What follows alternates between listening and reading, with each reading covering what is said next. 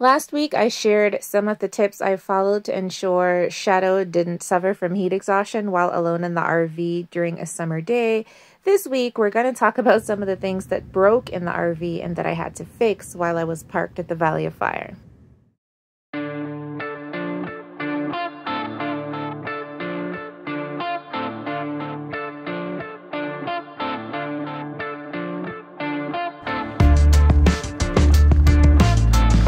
One of the first things that went wrong at Valley of Fire is that my battery started to die in my dry camping spot. Luckily, I was able to use Samson as my generator to bring the battery back up to full charge.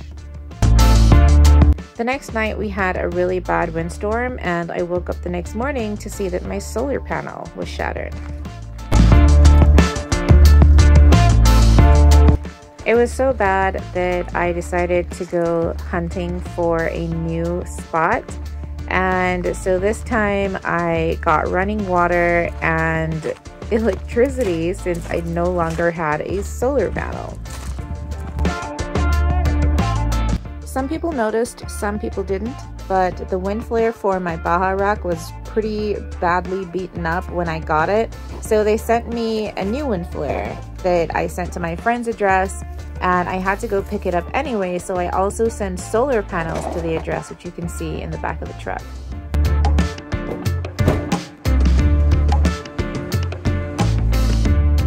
I had put a lot of things in storage when I arrived in Vegas. One of those is my air fryer because I didn't think I'd have enough electricity to run it while off-grid.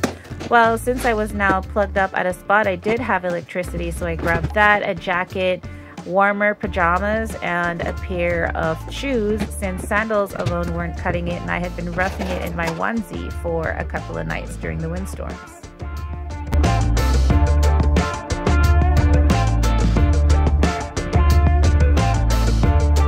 When I got back to camp, the windstorm had calmed down so much that bighorn sheep had come to say hello, so I decided to empty my basement storage and repack everything.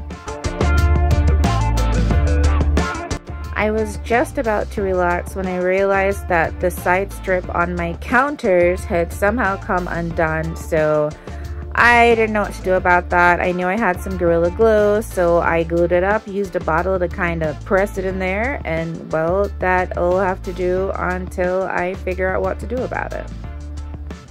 If that wasn't enough, the following morning I woke up to find out I now had an issue with the window in my front door. I also had to install the dust covers on my FJ, so I took that to the shop, got a screwdriver, got some advice, and then went home and took the window out.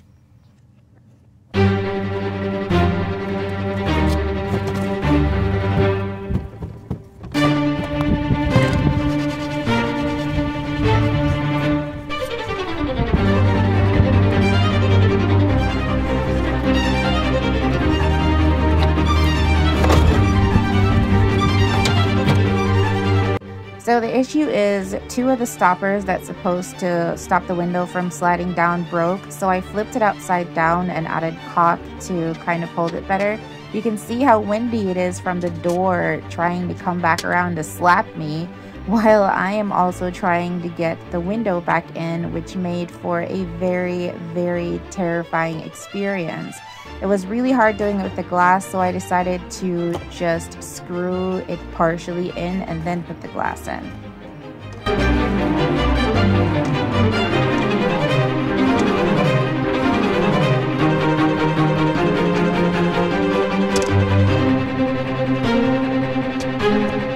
The issue with doing it that way is the screws just weren't enough to hold the glass in, and I was scared it would fall out and break, but I knew I was onto something, so I added more screws and also tightened the ones I already had in place.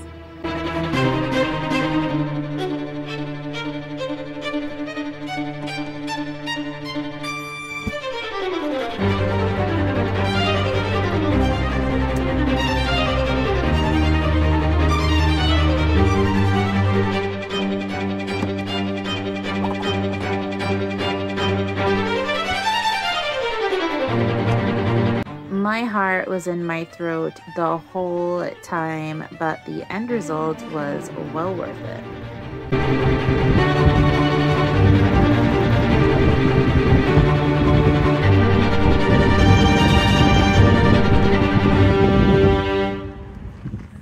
I just want to make it clear that things break in every RV. When you choose this lifestyle, it just comes with the territory. I would buy my Keystone Bullet again in a heartbeat, and I would bring it right back here to Valley of Fire for another 4-day windstorm.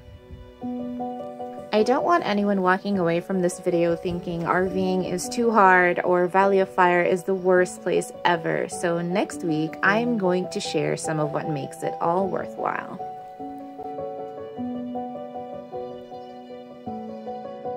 See you next Friday. Bye.